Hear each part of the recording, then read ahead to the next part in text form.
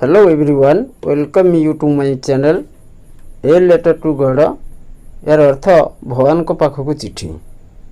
A letter to God a स्टोरीटी G L Fuentes लिखिछंती। G L Fuentes Mexican country novelist, poet and journalist थिले। Novelist, उपन्यासिक, poet, कवि एवं जर्नलिस्ट। यार अर्थ सांबादिक। से उपन्यासिक, कवि एवं सांबादिक थिले।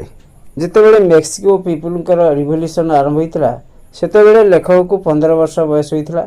से 15 वर्ष बयस लिखा कार्य आरंभ करथिले। तांकर अनेक बही सिविल कॉन्फ्लिक्ट उपर संपर्कित। Many of his books are related to the civil conflict.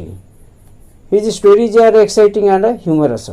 तांकर गल्प गुड़िक उत्तेजनामूलक एवं बहुत मजालिया ढंगर अटे। जीएल फेंटिसी उपरे आम्भे किसी जानिले। एबे ए लेटर टू गॉड विषय आम्भे पढ़िबा। ए लेटर टू गॉड भगवान को पाखु चिठी।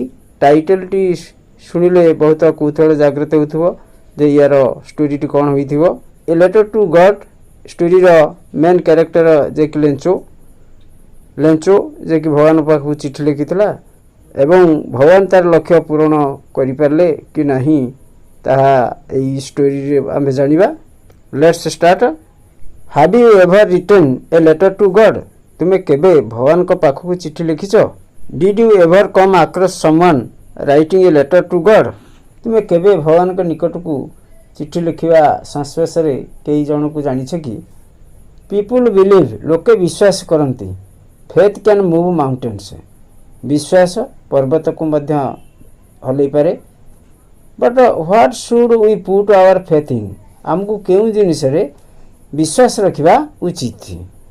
This is the question. This story delicately poses, delicately fine. यार अर्थ फाइन। प्रश्नटी गपरे सुंदर भाव रे चित्रण करिछि। Lencho is a farmer. Lencho जने कृषक who writes a letter to God, जे कि भगवान को पाखु चिठी लिखे। केउथि लिखे? Asking for a some of money, किछि पैसा मागिया पई भगवान पाखु से चिठी लिखे। कहीं लिखे? व्हेन इज क्रॉप्स फेल, जेते बेले तार समस्त शस्य नष्ट हुए। Does Lencho's letter reach God? किंतु लेंचोर चिठी भगवान के निकट रे पहुँचे कि? Does God send him the money? भगवान पैसा तक ता पाखकू पठाती कि? Think and try to answer these questions. भाव एंड यही प्रश्न गुड़िकर उत्तर देवाई चेष्टा कर। Before you begin to read the story, गपटी पढ़ा आरंभ करने पूर्व ट्राई टू इमेजिन, भाविया को चेष्टा कर। हाउ इट वुड डेभलप, यह किपरि डेभलप हेबो। And what conclusion it might arrive at, केउ सिद्धांत रे यह पहुँची हेबो। तो पिला माने लेंचो जने कृषक जेतेबेले तार समस्त शस्य नष्ट हुए पैसा पई से भगवान पाखु चिठी लिखे एवं भगवान पाखु चिठी लिखला परे भगवान तार लक्ष्य पूर्ण कले कि नहीं डिटेल एही चैप्टर रो आमे जानिबा। The house the only one in the entire valley sat on the crest of a low hill. तो पिला माने ए वाक्य रे क्रेस्ट रो अर्थ शीर्ष भाग, एंटायर रो अर्थ संपूर्ण। The house the only one in the entire valley, संपूर्ण उपत्यका रे गोटिए मात्र घर थिला। हेले यह केउटी थिला कि? Sat on the crest of a low hill, गोटिए निम्न पहाड़र शीर्ष देश रे। बुझिला? संपूर्ण उपत्यका रे गोटिए मात्र घर जहा कि गोटिए निम्न पहाड़र शीर्ष देश रे अवस्थित थिला। From this side, one would see the river and the field of ripe corn dotted with the flowers that always promised a good harvest. From this side, एही शीर्षरु one would see the river, केही जणे प्रवाहित नदी एवं the field of ripe corn dotted with the flowers, एही शीर्षरु केही जणे प्रवाहित नदी देखि परिबो। and the field of ripe corn dotted with the flowers, यार अर्थ विक्षिप्त फूल गछ सहित पाचिला शस्य क्षेत्र। अर्थात ଏହି ଶୀର୍ଷରୁ କେହି ଜଣେ ପ୍ରବାହିତ ନଦୀ ଏବଂ ବିକ୍ଷିପ୍ତ ଫୁଲ ଗଛ ସହିତ ପାଚିଲା ଶସ୍ୟ କ୍ଷେତ୍ର ମଧ୍ୟ ଦେଖିପାରୁଥିଲା। That always promised a good harvest, ଯାହାକି ଏକ ଉତ୍ତମ ଅମଳର ପ୍ରତିଶ୍ରୁତି ଦେଉଥିଲା। The only thing the earth needed was a downpour or at least a shower. At least ଅତି କମ୍ରେ ଏ ସୋୟର ଅଶ୍ରୟ ବର୍ଷା। ଆର୍ଥ କହିଲେ ଏଠାରେ କ୍ଷେତ ବା ଜମିକୁ ବୁଝାଉଛି। ନିଡେଡ୍ ଦରକାର କରୁଥିଲା। The only thing the earth needed was a downpour or at least a shower. କେବଳ ଜମି ବା କ୍ଷେତ ପାଇଁ ମୂଷଳଧାରରେ ବୃଷ୍ଟି କିମ୍ବା ଅତି କମ୍ରେ ଅଶ୍ରୟ ବର୍ଷା ଆବଶ୍ୟକ ହେଉଥିଲା। Throughout the morning Lencho who knew his fields intimately ଅର୍ଥ ନିବିଡ଼ ଭାବରେ। Throughout the morning Lencho ସକାଳ ତମାମ, ଯିଏକି ଅତି ନିବିଡ଼ ଭାବରେ ତାର କ୍ଷେତ ବା ଜମିକୁ ଜାଣିଥିଲା। ହାଡ୍ ଡନ୍ ନଥିଙ୍ଗ ଏଲ୍ସ, ସେ କିଛି କରୁନଥିଲା but see the sky towards the north east, ଉତ୍ତର ପୂର୍ବ ଆକାଶ ଆଡ଼କୁ କେବଳ ଚାହୁଁଥିଲା। My dears, had done nothing else but see the sky towards the north east. ଏହି ଷ୍ଟ୍ରକ୍ଚରଟିରେ ନଥିଙ୍ଗ ବଟ୍ ବ୍ୟବହାର କରାଯାଇଛି। ଯେତେବେଳେ ନଥିଙ୍ଗ ବଟ୍ ବ୍ୟବହାର କରାଯାଏ ତାର ମିନିଂ ଏହି ପ୍ରକାରର ଆସିଥାଏ। ଆମ୍ଭେ କହିବା the boy does nothing but play, ଏହାର ଅର୍ଥ ପିଲାଟି ଖେଳିବା ବ୍ୟତୀତ ଆଉ କିଛି କରୁନାହିଁ, ଅର୍ଥାତ୍ ପିଲାଟି କେବଳ ଖେଳି ଚାଲିଛି। ବୁଝିପାରିଲେ? Let's see another paragraph. Now we are real going to get some water woman. एबे आम्भे वास्तविक किछि पानी पाइबाकू जाउछंती। यह लेंचो तार स्त्री को संबोधन करी कहूला। जो woman who was preparing supper replied yes God willing.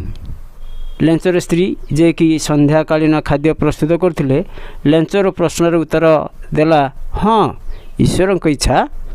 तो पिला माने एठारे आमको बुझिबाको हेबो लेंचो उत्तर पूर्व आकाश को केवल अनाउथला, किंतु से जानी पारथला पागर परिवर्तन घटिबाकू जाउछि। तेणु तार स्त्री को संबोधन करी कहला जे आम्भे किछि जल पाइबाकू जाउछंती। तेणु लेंचर प्रश्नर उत्तर रे तार स्त्री यह भगवान कर इच्छा बोली जनाइथिला। The older boys were working in the field while the smaller ones were playing near the house until the woman called to them all। जे पर्यंत लेंचर स्त्री समस्त को खाइबा को न डाकिछि लेंचर बड़ बड़ पिला माने the older boys were working in the field. लेंचर बड़ बड़ पिला माने खेत रे काम करुथिले while the smaller ones were playing near the house। जेते बेले तार अन्य छोट छोट पिला माने घर निकट रे खेलुथिले। कम फॉर डिनर, लेंचर स्त्री समस्त को रात्र भोजन करने डाकिला। It was during the meal that just as Lencho had predicted big drops of rain began to fall. रात्र भोजन करथुवा समय जेपरी लेंचो पूर्व अनुमान करितला से समय big drops of rain began to fall, बड़ बड़ वर्षा ठोपा पड़िया को आरंभ कला। In the north east huge mountains of clouds could be seen approaching. Approaching अर्थ निकटतर हेबा, ह्यूज अर्थ विशाल। हार्ड प्रेडिक्टेड पूर्व अनुमान करितला। In the north east huge mountains of clouds, उत्तर पूर्व आकाश रे विराट पर्वत आकार बादल खंड सबू कुड बी सीन अप्रोचिंग, निकटतर हेबार देखागला। The air was fresh and sweet, पवन खूब सतेज और आनंददायक थिला। The man went out for no other reason than to have the pleasure of feeling the rain on his body। The man कहले Lencho को बुझाउछि Lencho कौन सी कारण पई बाहर को चली जाई नथिला, केवल शरीर वर्षा स्पर्शर आनंद उपभोग करिया पई जाइथिला। And when he returned he exclaimed these are not raindrops falling from the sky, they are new coins। जेते बेले लेंचो फेरिला से आश्चर्य है, एगुड़िक तो आकाशर खसी पड़ुवा वर्षा बिंदु नुहे, ए सबू नुआ मुद्रा। The big drops are 10 cent pieces and the little ones are 5 pieces। बड़ बड़ वर्षा बिंदु गुड़िक 10 सेंट ଓ କ୍ଷୁଦ୍ର ବିନ୍ଦୁଗୁଡ଼ିକ 5 ସେଟ୍ ମୁଦ୍ରା ଅଟେ। With a satisfied expression he regarded the field of ripe corn with its flowers draped in a curtain of rain. With a satisfied expression यार अर्थ एक संतोषजनक अभिव्यक्त, regarded मन करुला, draped अर्थ कवर्ड आवृत रही। with a satisfied expression he regarded एक संतोषजनक अभिव्यक्त सहित लेंचो मन करुला the field of ripe corn with its flowers draped in a curtain of rain. फूल सहित तार पाचिला शस्य क्षेत्र वर्षार एक परदारे आवृत रही। एक संतोषजनक अभिव्यक्त सहित लेंचो भावुला फूल सहित तार पाचिला शस्य क्षेत्र वर्षार एक परदारे आवृत रही। But suddenly a strong wind began to blow and along with the rain very large hailstones began to fall. किंतु हठात शक्तिशाली पवन बोहिबाको आरंभ कला। Suddenly a strong wind began to blow. Along with the rain very large hailstones began to fall. वर्षा सहित बड़ बड़ कुआ पत्थर खंड सबू पड़ाको आरंभ कला। पिला माने बुझी पारल, हठात शक्तिशाली पवन बहिबाको आरंभ कला एवं ता सहित बड़ बड़ कुआ पत्थर खंड सब पड़ाको आरंभ कला। सडनली यार अर्थ हठात, ए स्ट्रंग विंडी शक्तिशाली पवन, हेलस्टोन्स कुआ पत्थर, लार्ज हेलस्टोन्स बड़ बड़ कुआ पत्थर खंड सबू। These truly did resemble new silver coins. वास्तव में एगुड़िक नुआ रूपा मुद्रा भली देखा जाउथला। The boys exposing themselves to the rain ran out to collect the frozen pearls. पिला माने वर्षारे भिजी भिजी बरफ मुक्ता गुड़िक संग्रह करने बाहर को दौड़िले। फ्रोजेन पियल्स यार अर्थ बरफ मुक्ता गुड़िक, बुझिपार। कलेक्ट अर्थ संग्रह करवा। पिला माने वर्षारे भिजी भिजी बरफ मुक्ता गुड़िक संग्रह करने बाहर को दौड़िले। It is real getting bad now exclaimed the man. The man कहले लेंचो को बुझाऊछि। लेंचो आश्चर्य होई कहला, प्रकृत में वर्तमान किसी खराब घटवा को जाउछि। It is real getting bad now. I hope it passes quickly. It didn't pass quickly. किंतु लेंचो आशा करथला, कौन आशा करथला? किंतु लेंचो आशा करथला यह खूब शीघ्र चलीजीव, किंतु यह शीघ्र अतिक्रम कला नहीं। For an hour the hail rained on the house, the garden, the hill side, the cornfield, on the whole valley. दीर्घ 1 घंटा धरी घर उपरे, बगीचारे, पर्वतरे, शस्य क्षेत्र रे कुआपथर वृष्टि हैला। बुझिपार। फॉर एन आवर गोटे घंटा धरी, फॉर एन आवर यार अर्थ गोटे घंटा धरी। रेन्ड बर्षिगला, केउटी केउटी बर्षिगला। ऑन द हाउस घर उपरे, द गार्डन बगीचारे, द हिल साइड पर्वतरे, द कॉर्नफील्ड शस्य क्षेत्र रे, ये सब स्थान रे कुआपथर वृष्टि हैला। द फील्ड वाज व्हाइट आज इफ कवर्ड विथ सल्ट। या फल कौन है? क्षेत्रटी सते जेपरी लुण रे आवृत हैला भली धला देखा गला। Not a leaf remained on the trees. यार अर्थ कौन? गछरे गोटे हेले पत्र रहिला नहीं। The corn was total destroyed. शस्य संपूर्ण नष्ट हो गला। The flowers were gone from the plants.